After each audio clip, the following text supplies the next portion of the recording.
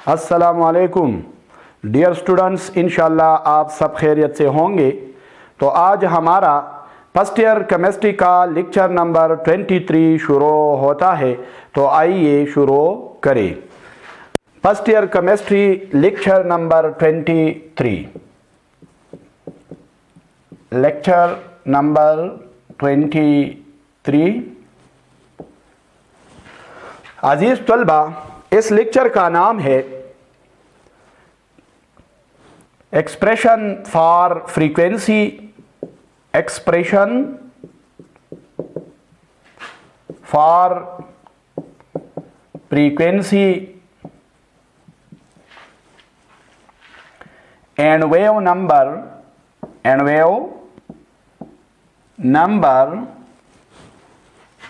Of radiations or light released during de-excitation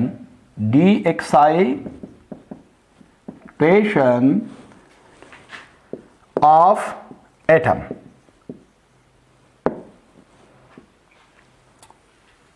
प्यारे तलबा, इस लेक्चर का नाम क्या है भाई?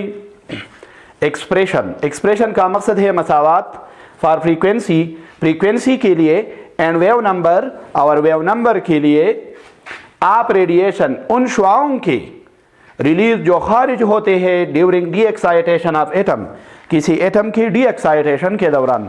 तो याद रखो, जब एक एटम डी एक्साइट हो जाता है, डी एक्साइट का मकसद ये है कि जब इलेक्ट्रॉन क्या हो ऊपर वाले मदार से निचले वाले मदार में आते हैं तो इससे क्या खारिज हो जाती है भाई? एनर्जी खारिज हो जाती है।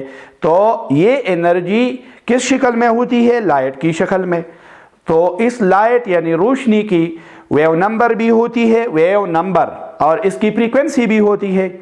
तो डी एक्साइटेशन के वक़्त जो तवानाई खारिज हो जाती है, लाइट खारिज हो जाती है, इस तवानाई या लाइट की फ्रीक्वेंसी हम मालूम करेंगे और इसी तरह वेव नंबर मालूम करेंगे। इसके लिए मसावात निकालेंगे। तो आइए मालूम करें भाई।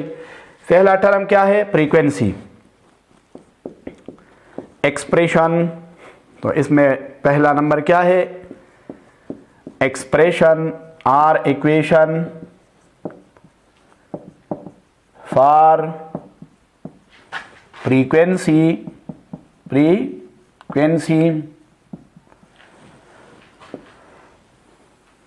याद रखो तलबा, फ्रीक्वेंसी को हम न्यू से जाहिर करते हैं। ये क्या है? न्यू। इसे हम न्यू कहते हैं, यह अलामत न्यू की है। आर ऑफ एफ से भी जाहिर करते हैं। एफ का मकसद क्या है? फ्रीक्वेंसी। इसी तरह भी हो सकता है न्यू से भी जाहिर कर सकते हैं। द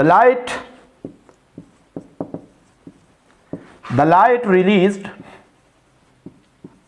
जो रोशनी खारिज हो जाती है during D excitation of atom has certain frequency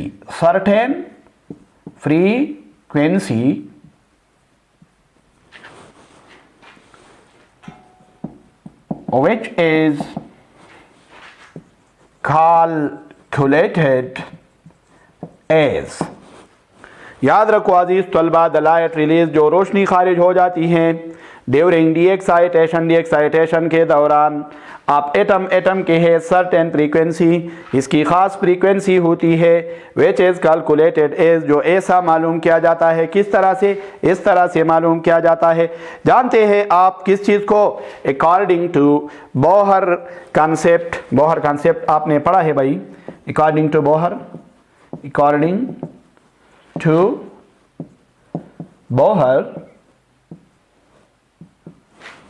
concept या मॉडल, बोहर मॉडल। याद रखो, बोहर नजरिया के मुताबिक हमने पढ़ा है जब डी एक्साइटेशन होता है ऊपर वाले शेल से इलेक्ट्रॉन निचले वाले मदार में आता है तो जो तवानाई खारिज होती है इसमें इसको एनर्जी चेंज कहा जाता है। ये एनर्जी चेंज किस चीज़ के बराबर होती है? इन दोनों मदारों के तवानाइयों के फ़र्क की बराबर होती है। और ये फ़र्क हम किस चीज़ से जाहिर करते हैं? डेल्टा ई से। तो ये डेल्टा ई है भाई, खारिज होने वाली रोशनी के लिए हम क्या इस्तेमाल करेंगे एनर्जी के लिए? Delta E. ये किस चीज़ के बराबर होती है भाई? बिल्कुल आसान है, एच न्यू की बराबर होती है या एच एफ की बराबर होती है। तो ये है बोहर मॉडल के मुताबिक। अब हम क्या निकालेंगे भाई? New frequency. तो अगर हम फ्रीक्वेंसी निकालते हैं एच पर, यहाँ तकसीम करें इस साइड को, इस साइड को भी तकसीम करें, तो न्यू आपके पास बिल्कुल आ जाएगा वेव नंबर। न्यू क्या है भाई? फ्रीक्वेंसी है। तो फ्रीक्वेंसी आ जाएगी क्या? Delta E divided by H. तो ये पहला मसावात है आपके साथ, और ये क्या है भाई? दूसरा मसावात बन गया है। तो अब हम जानते हैं, मैंने गुजरे हुए लेक्चर में आपको एनर्जी डिफरेंस भी मालूम क्या है भाई? एनर्जी डिफरेंस यहाँ पर क्या लगा? एनर्जी डिफरेंस की कीमत। तो एनर्जी डिफरेंस की कीमत आपको जहन में याद रखना होगा या जहन में रखना होगा, तो इसलिए मालूम हो जाएगा। बट लेकिन डेल्टा ई क्या है भाई जान? डेल्टा ई जेड स्क्वायर ई की 4m divided by 8 epsilon not square H square 1 over n1 square minus 1 over n2 square, ये है भाई। तो ये डेल्टा ई की क्या है? कीमत है। डेल्टा ई को इसमें लगा दो, इसमें लगाओ भाई सेकंड इक्वेशन में। पुटिंग द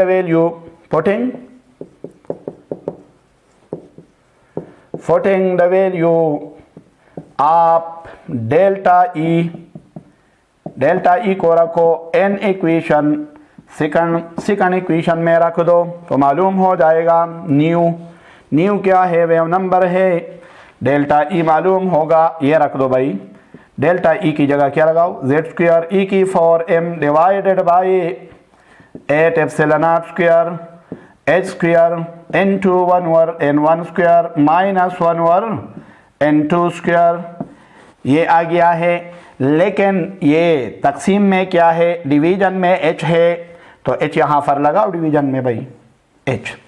तो याद रखो h के नीचे बिल्कुल कोई चीज़ नहीं है, लेकिन यहाँ पर तस्वुर क्या होता है? 1। तो इसको क्या करना है भाई? मल्टीप्लिकेशन में उलट करना है मैथमेटिकल रूल के मुताबिक। तो आइए उलट करें, तो न्यू आ जाएगा, खुद ब खुद निकल आएगा। न्यू क्या हो गया? बहुत आसान है भाई। ये क्या है? z। तो z लगा दो, जेड स्क्वायर है। इसी तरह e की 4m डिवाइडेड बाई क्या है? 8 एप्सिलॉन नॉट स्क्वायर है। और इसी तरह h square n2 1 over n1 square minus 1 over n2 square, ये है भाई। तो ये इसमें इसके डिवीजन में क्या है? 1 है, असल में कोई चीज़ नहीं, लेकिन तस्वुर क्या है भाई? मैथ्स की उसूल के मुताबिक 1 है। तो इसको उलट करना है, तो क्या करेंगे? 1 ओवर h लगाए भाई। ये h ओवर 1 है, तो क्या लगाई? 1 ओवर h। तो इसी तरह ये 1 ओवर h हुआ, h को इस h में ज़रा दे दे, तो आपके पास जवाब बिल्कुल क्लियर हो जाएगा। इसी तरह इसको 1 में ज़रा दे दे भाई, तो ये आ जाएगा जेड स्क्वायर ई की 4m divided by 8 epsilon not square और h स्क्वायर, तो यहाँ पर है ये 1h है, तो ज़रब में इसकी ताकत 2 है और इसकी 1 है, तो जमा करो क्या आ जाएगा? 3। इसी तरह क्या होगा? 1 over n2 1 over n1 square minus 1 over n2 square. तो याद रखो ये क्या है भाई? न्यू। और आपके पास क्या आ गया है? Wave number. ये क्या है?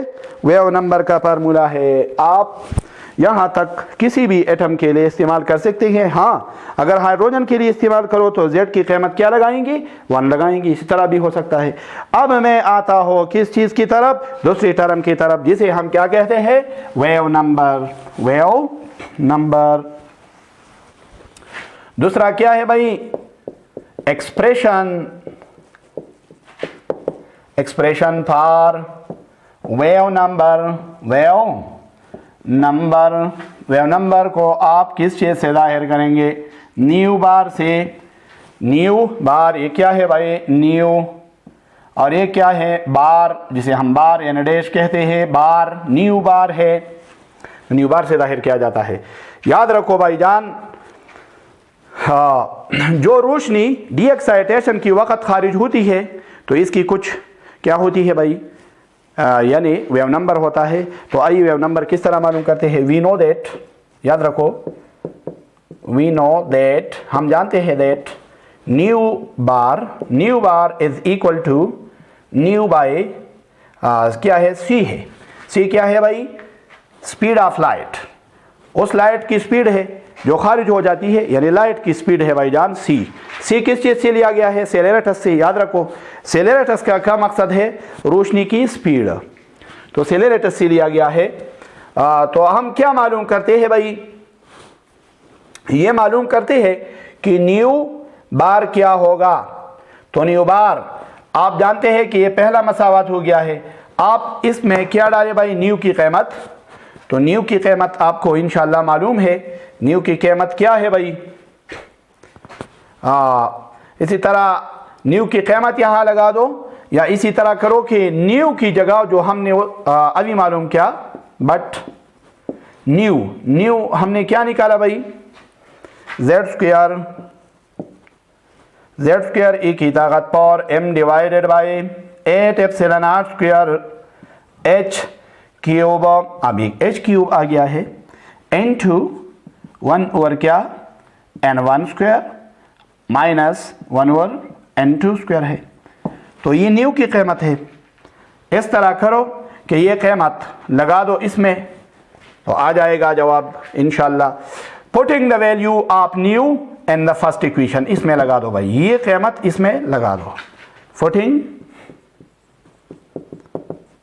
The value of new an equation first, इस इक्वेशन में मैं लगाता हूं भाईजान। आप देखिए किस तरह पुट करेंगे, बहुत आसान है। इसमें रखते तो न्यू बार आ जाएगा, ये न्यू बार है, क्या आ जाएगा, न्यू की जगह ये कीमत रखी जेड स्क्वायर ई की ताकत power m divided by 8 epsilon r square h cube into 1 over n1 square minus 1 over n2 square, ये है भाईजान। तो इसके डिवीजन में क्या है, सी है, यहाँ पर सी लगाई डिवीजन में। लेकिन याद रखो ये एक डिवीजन है, ये दूसरा। तो मैथमेटिकल शक्ल में या मैथमेटिकल के उसूल के मुताबिक सी के डिवीजन में कोई भी नहीं, लेकिन 1 तस्वुर है। तो इसी तरह ये क्या करो, उलट करो। तो मैं उल्टा करता हूँ यहाँ पर, तो क्या हो जाएगा भाई, जेड स्क्वायर ई की ताकत power m divided by 8 epsilon r square h cube है, और इसी तरह h क्यूब n2 1 ओवर क्या है n1 स्क्वायर है, माइनस क्या बन जाएगा भाई 1 ओवर n2 स्क्वायर n2, ये उलट करो भाई, c है, c के डिवीजन में 1 है, तो 1 ओवर c हो जाएगा, 1 ओवर c 1 को इसमें ज़रब दे दो और c को यहाँ पर लगाओ, ज़रब दे दो, तो इंशाल्लाह जवाब निकल आएगा। तो क्या बन गया है, देखो भाई, so nu bar is equal to Z square A की power m divided by 8 epsilon r square h cube है, लेकिन h क्यूब को क्या करो, c में ज़रब दे दो, तो यहाँ पर क्या लग जाएगा, c into 1 over n1 square minus 1 over n2 square आ जाएगा। ये है भाई, ये तो किसी भी एटम के लिए हुआ न्यू बार की कीमत, यानी न्यू बार क्या है भाई, वेव नंबर आ गया है, ये मसावात है। लेकिन अगर हाइड्रोजन के लिए ले ली तो क्या बन जाएगा, पर हाइड्रोजन के लिए याद रखो, हाइड्रोजन के लिए जेड क्या होता है 1, तो अगर 1 इसमें पुट करे तो जेड स्क्वायर है, 1 की स्क्वायर ले लो 1 आ जाएगा, 1 को इसमें ज़रब दे दो तो 1 ख़त्म हो जाएगा। तो क्या भाई, nu bar is equal to क्या रह जाएगा, ई की power m divided by 8 epsilon r square h cube n2c n2 1 over n1 square minus 1 over n2 square आ जाएगा। अब बहुत आसान हो गया है, ये आप देख सकते हैं, ये कीमत जो है ये किस चीज़ के बराबर है भाई, बट लेकिन याद रखो e की power m divided by 8 epsilon not square h cube c, इसको हम क्या कहते हैं, रेडबर्ग कांस्टेंट, a के पावर m n2 क्या है भाई, divided by 8 epsilon not square h cube n2c, ये क्या है r को हम क्या कहते हैं, रेड, असल में क्या है, रेडबर्ग, क्या है, रेडबर्ग कांस्टेंट है। तो रेडबर्ग कांस्टेंट को हम किस चीज़ से जाहिर करते हैं, r से। याद रखो भाईजान ये r है और r इसमें पुट करो तो जवाब बिल्कुल आ जाएगा। न्यू बार क्या हो गया है, यहाँ पर r पुट करो तो r into 1/n1 square minus 1/n2 square है। याद रखो r की कीमत क्या होगी, तो बिल्कुल आसान है भाई, बिल्कुल आसान है। इसकी कीमत है r is equal to 1.097 into 10 raise to the power 7 per metre. क्या है भाई, पर मीटर है। ये कीमत है, ये किस चीज़ की कीमत होगी, याद रखो ये कीमत है r की। r की क्या कीमत है भाई, 1.097 into 10 raise to the power 7 per metre, ये कीमत है भाई।